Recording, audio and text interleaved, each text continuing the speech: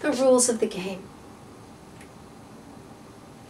The most important key to your academic success is not going to be your English language skill.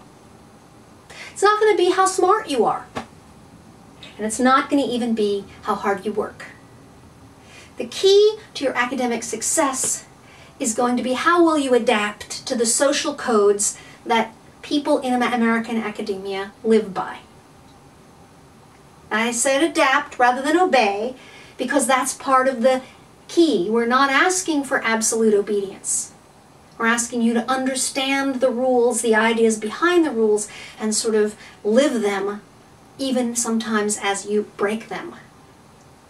But if you want to break them without getting into trouble, you have to have some fundamental understanding of the why of how we live together and work together. The smartest man in America did not successfully finish college. He tried twice. But he ran afoul of the system both times. And although he is agreed by all to be the smartest man in America, he does not even have a bachelor's degree. For him, and possibly for you, it is a question of adapting to the rules. The rules are like the rules of a game. The rules are how we know what game we're playing. The word football means different things in most of the world in the United States, but if you look at the rules, it's very clear which game is which. The same can be said of college. You know what college is in your country, but that doesn't make it the same as college in my country. So you have to learn the rules of the game in order to play it. If you assume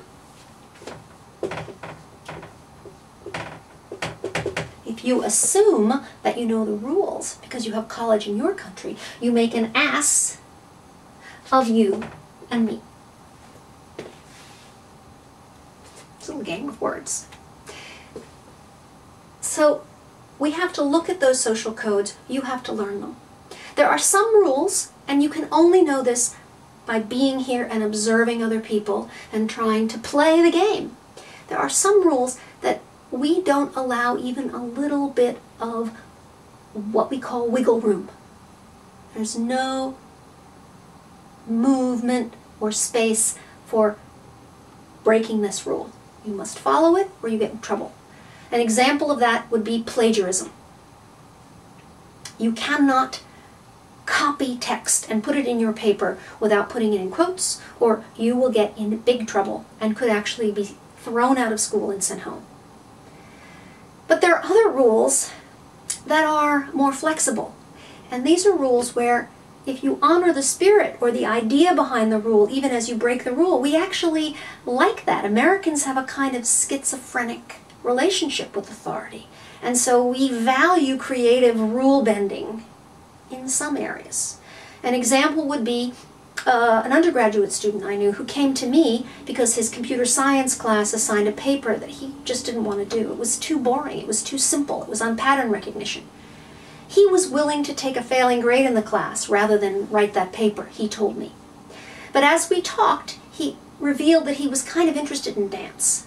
And he had some ideas about how dance and pattern recognition fit together, and I said, just write the paper on that. It wasn't the assignment, but the teacher wanted something to demonstrate their understanding of how to manipulate pattern and find it.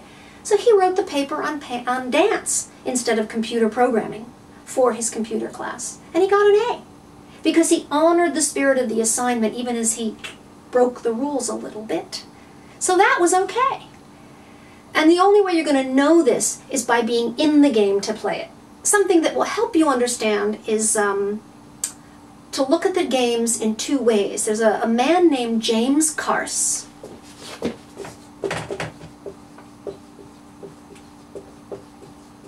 who wrote a book called Finite and Infinite Games. He talks about two kinds of games. Some games are played for the purpose of winning, and they come to a specific end. And the rules are how you know who wins.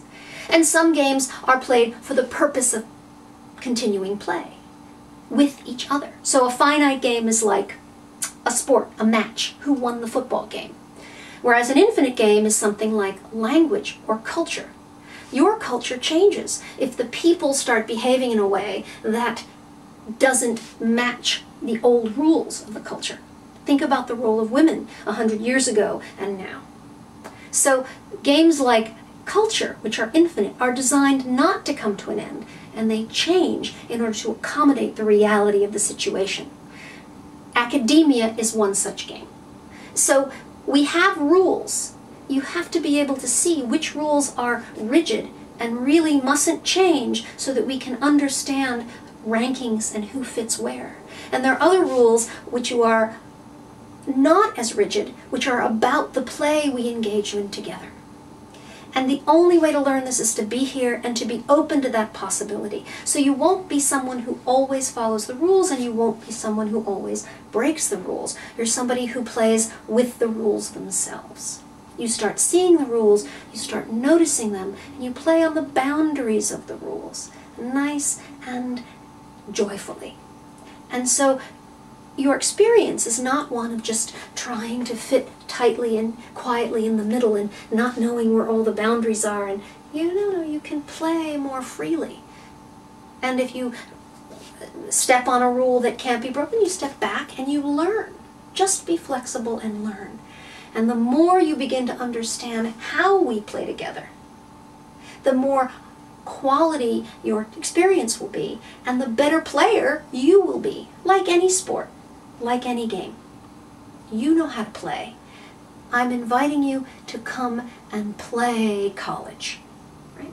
So I'm not suggesting you break rules carelessly, you flout authority.